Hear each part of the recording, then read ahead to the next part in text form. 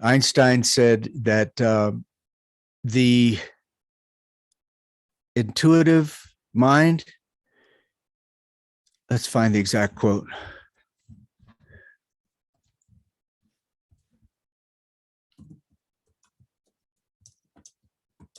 Because God forbid, I'm not perfect, you know. Should I make a note of how I feel right now? Yeah. I have major allergies. I feel like Okay. I'm sneeze every 5 minutes. My nose is running. It's 104. I'm going to completely obliterate all of those things in 10 minutes. So there, I just made the claim to the world. Go ahead and check me in 10 minutes. It says the intuitive mind is a sacred gift and the rational mind is a faithful servant. We have created a society that honors the servant and has forgotten the gift. Yes.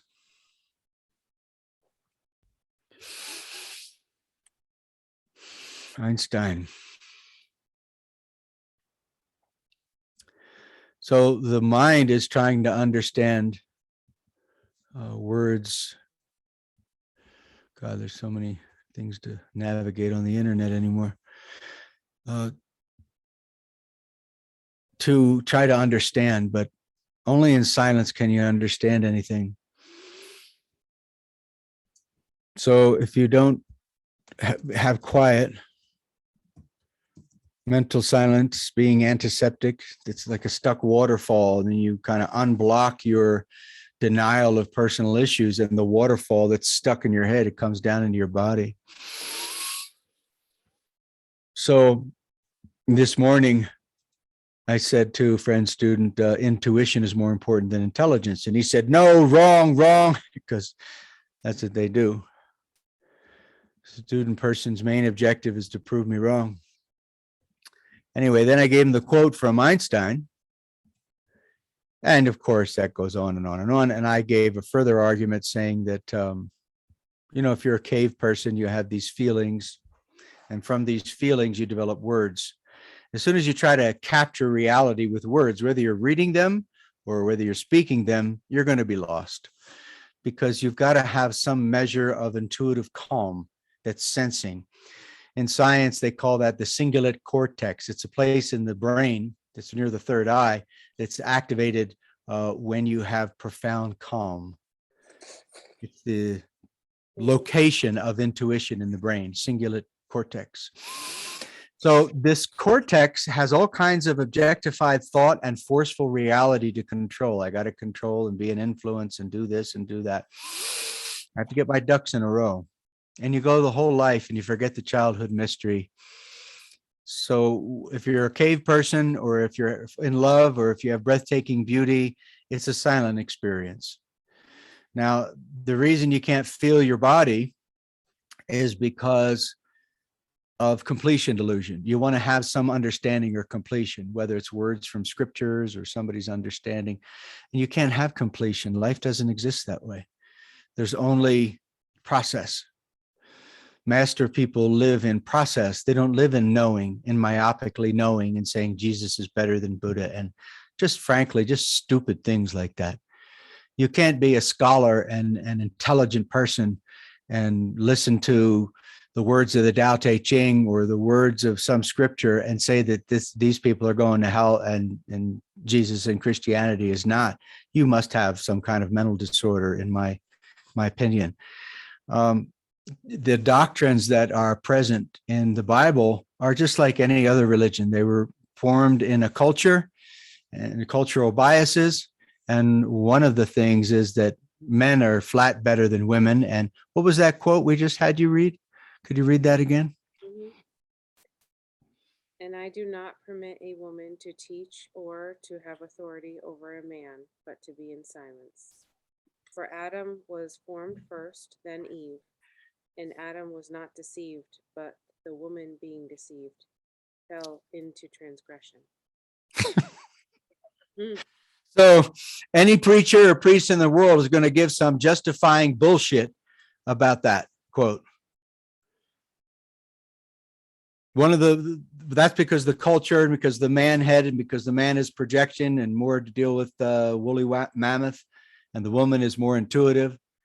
If you don't allow a woman to express herself and talk, you're not much of a man or a leader at all, because a woman is the intuitive person. So that quote is born because of the culture. It's not born because each word in the Bible is from God. If a person's gay, you take them to the end of the town and you stone them to death. Old Testament.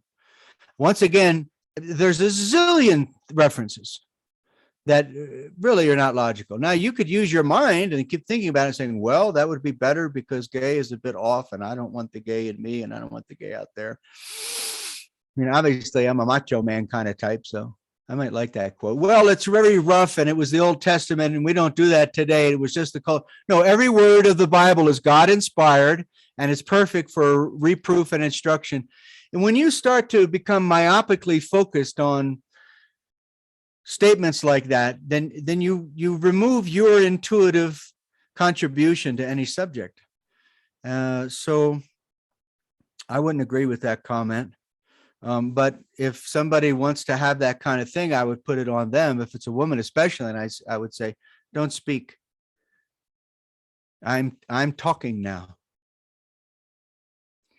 Anyway, look, science is the way to go. Science is the last religion.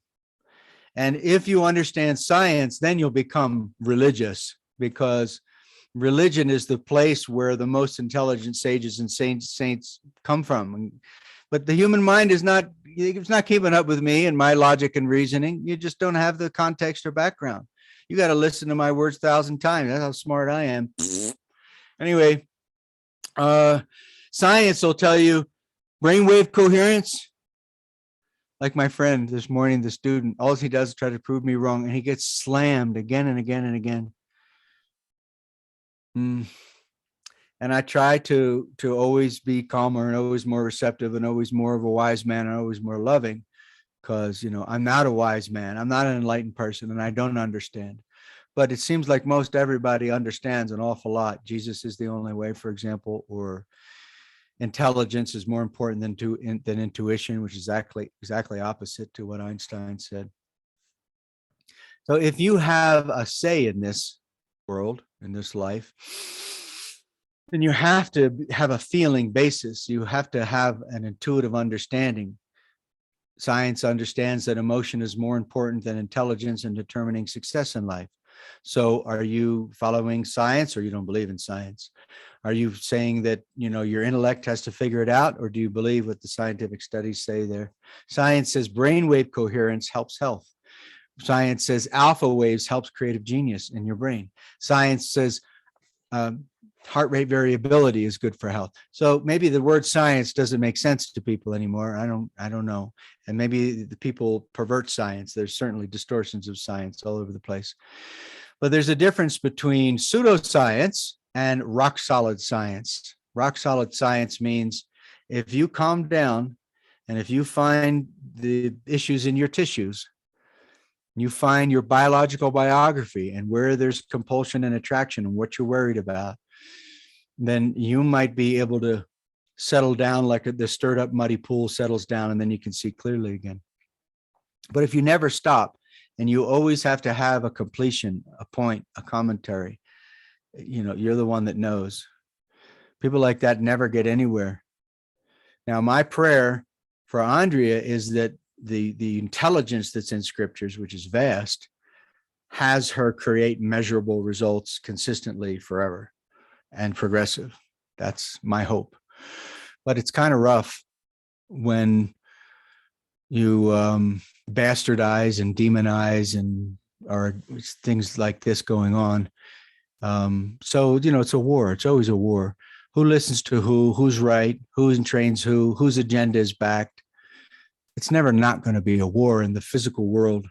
If you have a beautiful experience in nature, when you come down, you want to propagate your agenda. You want to go to school and propagate an anti-bullying agenda. So you have to deal with conflict. So in the end of all wars, there's going to be who's right and who's wrong. And because I don't need to be right, I can be wrong, then I win either way. Matter of fact, I'm happier being wrong than I am being right. And then they call that Shoshin, beginner's mind. And then if I have an agenda like reverse your attention, look inwardly with your eyes, take a deep breath with your nose, go like this. And then exhale with your nose, keep your mouth closed, like the scripture says. Listen to the sound of your breath. Now you can sort through the impressions that are left in your body from events. You had an event from driving to school and back. When you go to the event to talk to that person again, there's going to be win and loss. He's going to give you the chance to prove yourself. You got 15 minutes to make specific, concrete things happen. And you can be specific about it. You only have a little amount of time. You can't go on and on and on talking for him to figure out your purpose of life and your agenda in life. That's what most people go to teachers for, to prove them wrong, to bounce off them and go the wrong way. That doesn't work. So if you have an authority, let's say it's the authority of Christian scriptures and the authority of God, principles for moral, ethical, sexual purity. Well, then now you're subject to the authority, and actions have consequences. If you don't have any authority, then you're the one figuring it out, thought being on top of listening and intuition. The Bible talks about all of us being the bridegroom of Christ, which means we're on the receptive end, like the feminine. So if you could get beyond your thought and attraction and compulsion and man and woman and who's right and who's wrong and all this stuff, then you're going to be the leader by default. And you will have to make a change when you go into a store. You will have to heal people's lives because that's what's here. That's the present need.